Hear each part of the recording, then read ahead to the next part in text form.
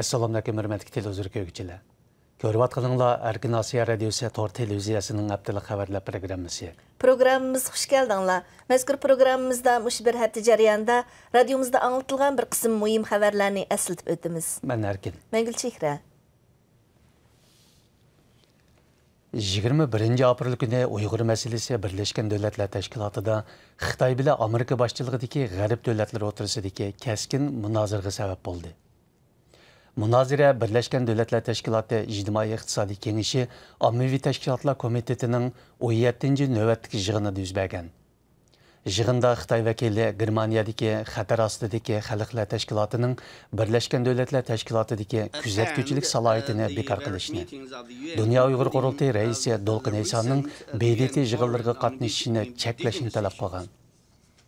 Xitayning talabini Pakistan, İran, Kuba, Rossiya qatorliq davlatlar qo'llagan. Lekin Amerika, Germaniya, Angliya qatorliq davlatlar Xitayning talabiga qarshi chiqqan. İsrail vakili Amerikaning fikrini qo'llaydiganligini bildirgan. Bo'libmi Amerika vakili Xitoy vakilining so'ziga shiddatli inkas qaytirib, Xitoyning Uyg'ur faoliyatchilarini dalil isbotsiz ayblab kelganligini tanqidlagan. Amerikaning BDT'dagi muavin bosh elchisi Kelly Kori xonim so'zida yana ba'zi islom davlatlarining bugun bu yerda Xitoy vakilining so'zini qo'llaganligini tanqid qilgan. Xitoyning isbotsiz holda asonliq millatlarni terrorlik banosida jazolayotganligini, Uyg'ur elidagi bu yig'ilish lagerlariga 100 minglagan Uyg'urlarning qamalganligini ta'kidlagan. Xitoy doiralari Uyg'ur rayonidagi yig'ilish lagerlarining mavjudligini inkor qilib turayotgan bir mezgilda mustaqil kuzatuvchilar Xitoy torlarida saqlanib qolgan uchurlarga asosan bir qism lagerlarning o'rnini tepib chiqdi. Kanadalik yosh kuzatuvchi Jang Shaoning eng yaqinqi Twitter uchurida Qashqarning 9 nahiyasi va Yengishar nahiyasidagi 3 yig'ilish lagerining o'rnini aniqlab chiqqan. U buni ilgari Xitoydagi torbatlarda saqlanib qolgan qurilish huddiga berish e'lonlariga asosan tepib chiqqan bo'lib, ushbu e'lonlarda lager qurilishlari uchun 9 nahiyalik qonun tuzum bilan tarbiyalab o'zgartish maktabi degandek nomlar berilgan. Muxbirimizning ahvol aniqlashi davomida Xotan shahar ishchining o'zida 3 o'rinda yig'ilish lager borligi Adliya idorasi xodimi tomonidan dalillandi. Ta'til qilish uchun uyga qaytgan Malayziya Texnologiya universitetining doktor aspiranti Gulgina Tashmamatning G'oljida tarbiyalash lageriga qamalganligi uning Germaniyadagi hadisi Gulzira tomonidan oshkorlandi. Onun aytishicha, Gulgina magistrlik aspirantini bitirgandan keyin ta'til qilib kelish uchun 2017 yil 26 dekabr kuni Malayziyaning Kuala Lumpur shahridan yo'lga chiqqan. Dastlabda Gulgina uydagilar bilan sog'-salomat ko'rishgan bo'lsa-mu, ammo oradan bir hafta o'tgandan keyin uning hadisi bilan bo'lgan undidardagi aloqasi uzilib qolgan.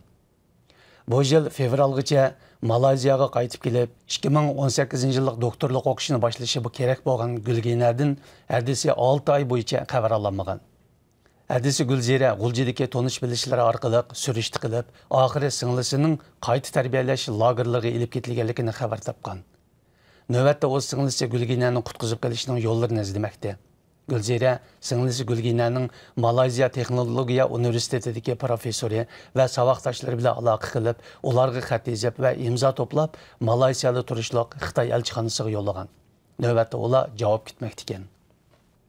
Amerikadagi nopozliq gazetlardan Washington pochtasi gazeti Xitoyning osonliq millatni vayron qilish uchun qo'llanayotgan qabih siyosiy mavzuliq bir baş maqola e'lon qildi.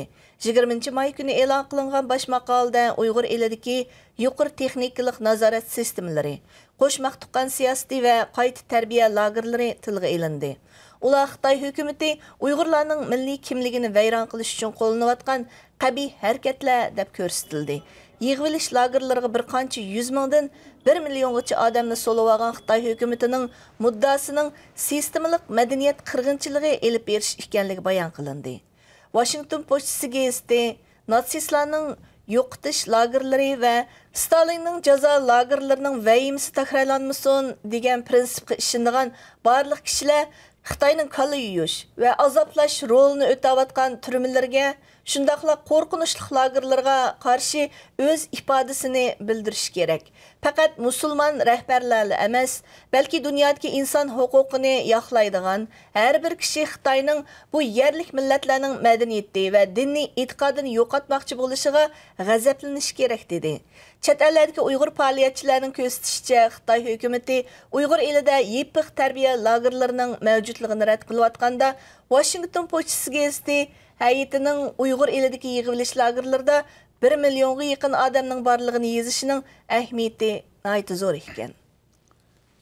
Xitoy mamlakatlik islom jamiyati o'tgan shanba kuni o'zining rasmiy to'rbetida uqtirish chiqarib, barliq masjidlarning davlat bayrog'i esishi, ya'ni kelib uni masjidning ko'zga chiliqadigan yeriga esishni talab qildi. Masjidlarga Xitoyning davlat bayrog'ini esish Uyg'ur oyinida xeyli burunli boshlangan bo'lsa-mu, lekin Xitoy islom jamiyati bu uqtirish orqali uni rasmiylashtirgan.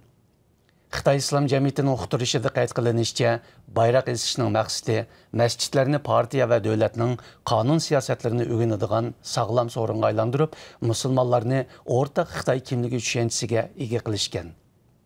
Fransiya agentligi bu vaqtdagi xabarida Xitoy hukumatining Xitoydagi musulmonlarni, bo'libmi Uyg'ur musulmonlarining diniy huquqlarini qattiq dafsanda qilib, 10 minglagan Uyg'urni yepiq tarbiyalash lagerlariga muddatsiz qamaganligini bildirdi. Amerika Davlat İşleri Ministerligining Demokratiya, Kishilik huquq va emgak bo'limi Uyg'ur kishilik huquq faoliyatchilari bilan Uyg'urlar navbatdagi vaziyati haqida suhbat o'tkazdi. 21 may dushanba o'tkazilgan suhbatga Amerika Uyg'ur kishilik huquq qurilishining direktori Ömer Qanat bilan mazkur organning tadqiqotchisi Zubayra Shamsdin qatnashdi. Suhbatda Uyg'ur faoliyatchilar Xitoy hukumatining Uyg'ur rayonida terrorlikqa, radikallikqa qarshi turish haqida qonun nizomlar orqali Uyg'urlarni bostirishni davomlashtirish, Uyg'ur rayonidagi yig'ilish lagerlari qatorliq navbatdagi bir qator halqiliq masalalarga javob bergan. Ular suhbatda yig'ilish lagerlari ustida nuqtaliq to'xtalib, bu lagerlarda tutqunlarga ruhiy va jismoniy jazo berilayotganligini, tutqunlarning o'zining diniy e'tiqodi, kimligi va madaniyatini ayblashga majburlanayotganligini, lagerlardagi og'ir besim sababidan o'lib olishga urinish va hatto o'lim xabarlarining oshkorlanayotganligini o'tirib qo'ygan. Mazkur suhbat Facebook qatorliq ijtimoiy taratqular orqali naq maydondan tarqatildi. Muhtaram televizor ko'ruvchilar, yuqorida Erkin Osiyo radiosi Tor televiziyasining haftalik xabarlar programmasini ko'rdinglar. Kelar hafta ko'rishaylik. Xayr xo'sh. Xayr xo'sh.